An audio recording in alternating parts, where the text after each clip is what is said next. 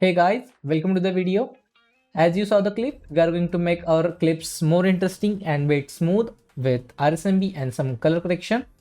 Before that, let me show you my graphic settings that I use in order to record my gameplay. Here are my graphic settings. I keep everything high if I'm getting enough FPS, or mostly I use everything low. And on low side, I keep everything off. Everything means everything, just this off, and just turn everything off. So yeah, these are my graphic settings. So let's get into Premiere Pro and we'll apply effects there.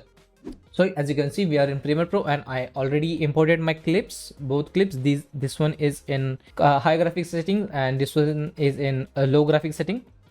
This clip is recorded in shadow play. I don't use any filter in shadow play. I use third-party Vibrance GUI to get vibrance, and this one is recorded in OBS. I haven't seen much of a difference between shadow play recording and OBS recordings in colors, so they both look same. And make sure your sequence settings, frame rate, and your clip frame rate are same. So let's work on first clip, which is in high graphic quality. So we are going in effects tab, search for lumetri color. There it is. Then drag it on your clip. Go to effects control.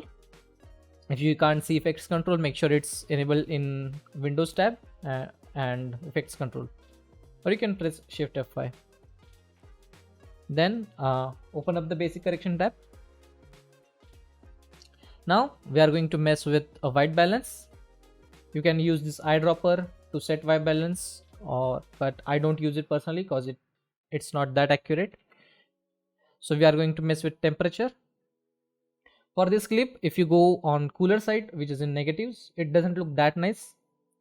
So I will be adding some warmth in this clip. You can add around 13 is a bit high, 10, 6, 6.5. 6.5 was okay. So I'm making it 6. This looks nice. Then I'm adding tint. For tint, don't go on negatives. It starts looking greenish and it doesn't look that nice. So we are going to add bit of a tint. Okay, it looks nice. So make it like 6. Yeah, I round figure most of the time. Then next is tone. In tones, first is exposure, and on exposure I don't like it to decrease, so I always increase my exposure either by 0.3 or 0.6. I know 0.6 is a bit bright for this clip, but when we mess with contrast, highlights and other stuff, it will look nice. So be with me. Now we are going to add contrast. So for contrast, you can go like high around here, but I don't go that high. Around 13, 12, they both look same. So I'm keeping 12. On highlights, I increase my highlights. I know it's making brighter again, but bear with me. 12. These are my settings. Then shadows, we're going to reduce the shadows. Let it save itself. Make sure you save, of course. As you can see, it started looking different. Minus 12 for this. Looks the same for 13. Again, next is whites. White, I'm going to decrease whites again. Keep it negative 12. And blacks, also I'm going to reduce it. You can keep it around 0.6 or 3, around negative 6. That will keep the details. As you can see, if I go a bit high, like low, then it starts losing details. Or you can set it to 0. That's a personal preference, but I keep it around negative 6 or negative 3. Negative 6 or negative 3. Let's go for that. Yeah. Before going further, let's see before and after. So here is the before, here is the after. Now let's move on. Next is creative tab. Don't add saturation here. We are going to add in creatives. First is we are going to mess with is shadows. Then for clip like this, where you have with everything is smoothened out. So you are going to use 24. If you had experimental sharpening, either you turn it off because it sharpens already, or you can set it around 3 or keep it around 12, 10. Just mess with it. Keep it as you like it. The reason I'm keeping it on 12 because we are going to add motion blur and it will smoothen down things, so it doesn't make that much of a difference. So next is vibrance, and we are going to add vibrance around 30, 28, 30. 30 is good. You can go for 24, 30, 36 and 42. These are my values. I play with them depending on the clip. Next is saturation. Here we are going to add saturation. Don't add too much saturation. 130 and 124 is good. 124 to 120, 130 looks nice. After that it starts looking, to be honest, a bit too much. So 130 is okay. Let's save it. After that, if you want, you can mess with shadow tint and highlight tint around here. Just to make, I think, shadows. I'm going to keep my shadows bit cool side and then highlights on warmer side. It doesn't make that much of a difference, but you can mess with them and get better results. Let's save it. Now we are finished with the creative part, creative tab. Then we are going to add some curves. We are going to mess with only this curve. So add this from here, just a little bit, yeah. Okay, it's too much, yeah. Then take it away from here. It adds contrast, and we added contrast here, but I like to add touch from here as well. This is my style of work. And after that, there is a hue saturation curves. I don't mess with them, so just ignore. And you can play with color wheels. Let me close this up. If you're liking the tutorial so far, don't forget to hit the like button and subscribe if you haven't, with notifications on. And now let's get back to the tutorial. Okay, so in midtones, yeah, you can set midtones around warmer side, or you can set it on cooler side. It looks nice. And I'm going to add midtones, and then shadows around here. Just okay, just a little bit on orange side, and decrease the shadows, slightly decrease. Just don't make it full low. Then highlights, same highlights with bit of a blue, and then reduce them. I know it doesn't make that much of a difference, but when we collect everything that we done, it makes nicer image. Nice image. Like now you can see this is the before, here is the after. Yeah. Next is HLS secondary. I don't mess with this, so let's ignore this. And last part is vignette. I know we added vignette in in-game settings, but here we can control it, so I'm going to mess with this as well. Just open up amount, and if you go above 0, a value above 0, it will start whitening the edges. We want here to darken the edges, so we are going to go on negatives. Just if you go below like -1, it start looking not so good, so make sure you keep it around 0.5, 0.2, 0.3. yeah, it looks nice. Then there is a midpoint. So what midpoint does is, if you go on lower side, it darkens the area towards center, and if you go higher, it cleans it brightens it, or it removes the darken vignette from there. So we are going to keep it around 42 because 50 is default, and around 42, or 36 if you want. It looks nice. You know what? Let's keep it. Let's go a bit further as well, because it's too much. So let's add it around here like 30. Yeah, it looks nice. Next is roundness. You can mess it with it because it controls the how round the vignette can is going to be, but I don't mess with it. It's okay as it is. And last is feather.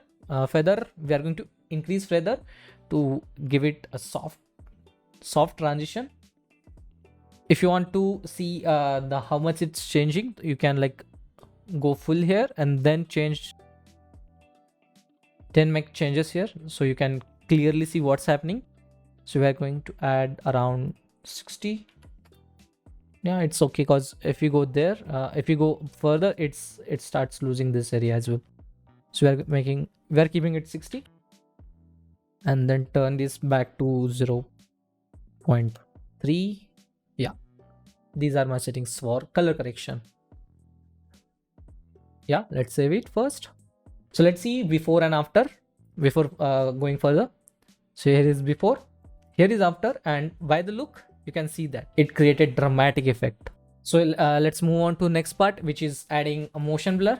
For motion blur, I use RSMB. If you use RSMB Pro, then these are my settings with much a blur amount 0.6. You can add amount, but for normal gameplay videos, it doesn't look nice to have that much of a motion blur.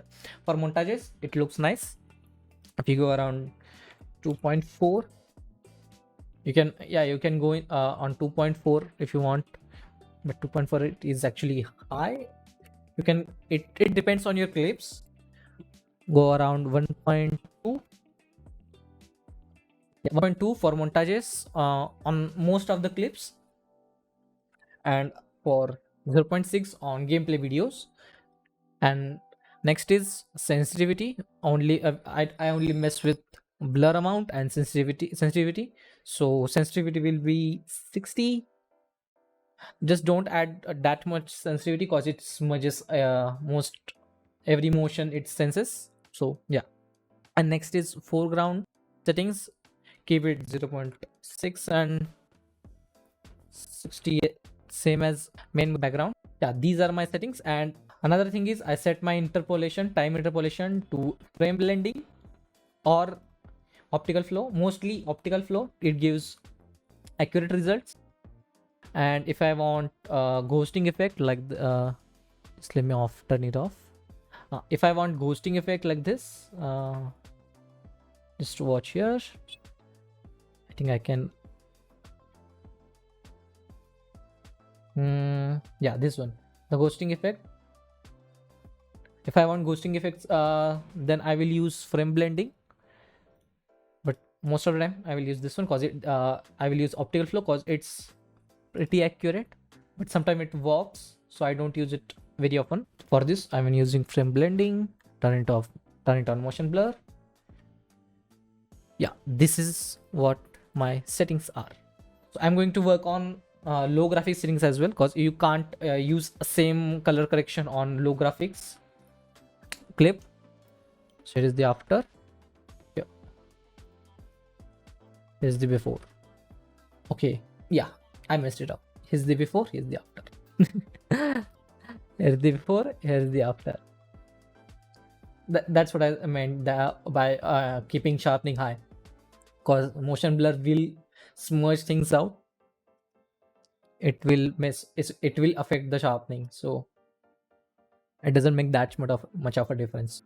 So we are going to copy these settings and paste it on a low graphic setting, a low graphic clip. So I'm duplicating this one, copy, paste, and resetting.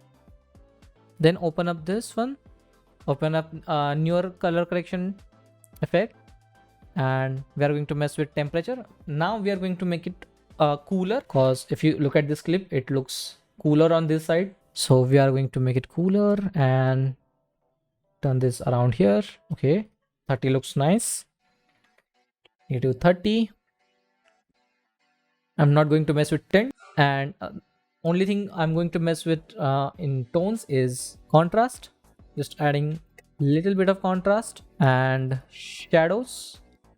See, it's fine. And next is creative, then adjustment, and now we are going to mess with shadow tint and highlight tint. So we are going to make this one around like this, okay, and highlight tint to go around here. Yeah, this looks nice.